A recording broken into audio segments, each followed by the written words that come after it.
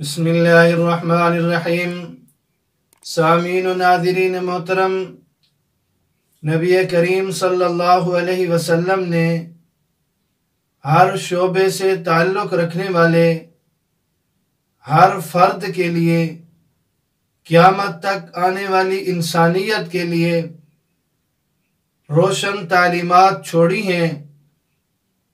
ان میں سے ایک تجارت اور بزنس بھی ہے کہ آپ صلی اللہ علیہ وسلم نے اس شعبے میں بھی ہمیں تعلیم دی اور ایسے ایسے اصول اور ضوابط کی تلقین اور تاکید فرمائی کہ اگر اس تجارت اور بزنس میں، کاروبار میں ہم ان اصول و ضوابط کی پابندی کر لیں تو ہمارے لیے یہ تجارت اور کاروبار نفع مند بھی بنے گا اور ہماری دنیا کو بھی بہتر بنائے گا، ہماری آخرت کو بھی بہتر بنائے گا۔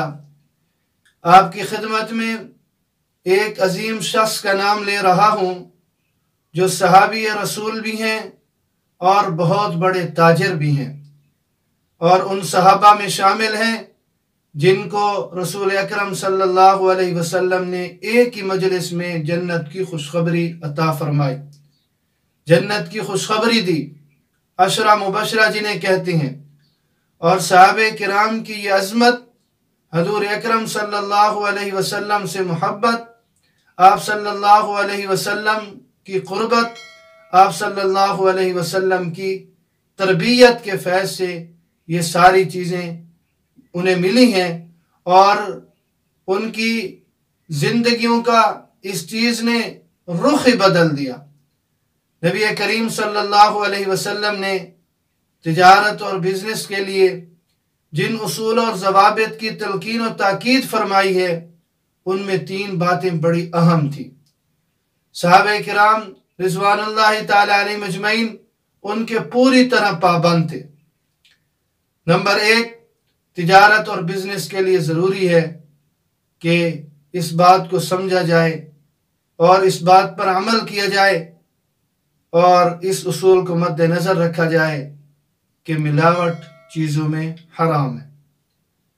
نمبر 2، زیادہ نفع حاصل کرنے کی خاطر ضروری اشیاء کو، جو لوگوں کی وقت کی ضرورت ہوں، زیادہ نفع کمانے کے لیے ان کو روکے رکھنا، جسے شریعت کی اصطلاح میں احتکار کہتے ہیں، یعنی ذخیرہ اندوزی کرنا۔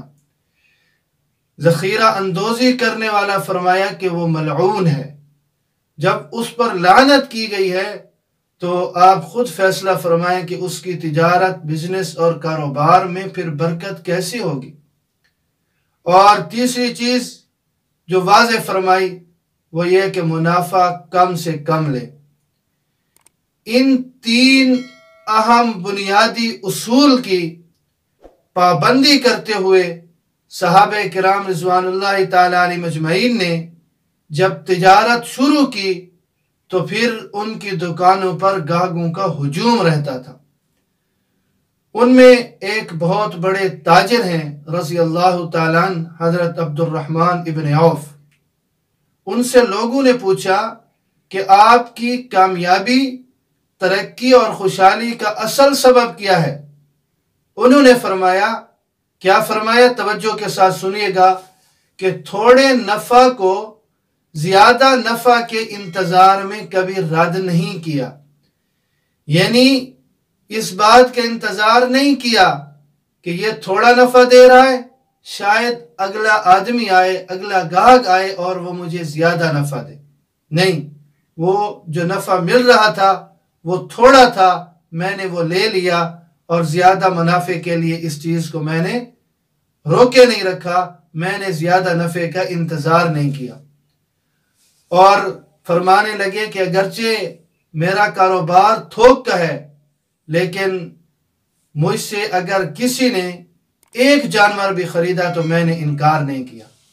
انہوں نے اپنا ایک واقعہ بیان کیا کہ میری اصل ترقی، خوشحالی کا سبب کیا ہے، تو واقعہ یہ بیان فرمایا کہ ایک دن میں نے 1000 اونٹ فروخت کیے، لیکن اصل قیمت سے 1 پیسہ بھی زیادہ نہیں لیا، 1 روپیہ بھی زیادہ نہیں لیا، البتہ اونٹوں کے پاؤں باندھنے کی 1000 رسیاں مجھے مل گئیں، جنہیں میں نے فی رسی 1 درہم کے حساب سے فروخت کر دیا، تو اس طرح مجھے 1000 درہم کا منافع ہوا۔ اب دیکھیے صحابہ کرام رضوان اللہ تعالی علیہ مجمعین کی تجارت کو اور کاروبار کو، کہ ان کی تجارت اور ان کا کاروبار وہ اسلام کے پھیلانے کا ذریعہ بنی۔ آج ہماری تجارت، ہمارا کاروبار، ہماری بزنس، جس میں ہم سارے وہی کام کرتے ہیں جن سے ہمیں منع کیا گیا ہے، تو پھر اس میں برکت کیسی ہوگی؟ لہذا ان بنیادی اصول کو مد نظر رکھتے ہوئے اگر بزنس کیا جائے تو پھر انشاءاللہ اس میں نفع ہی نفع ہوگا، دنیا کا بھی نفع ہوگا، آخرت کا بھی نفع ہوگا۔ اللہ رب العزت مجھے اور آپ سب کو دین سمجھنے کے اور اس پر عمل کی توفیق نصیب فرمائے۔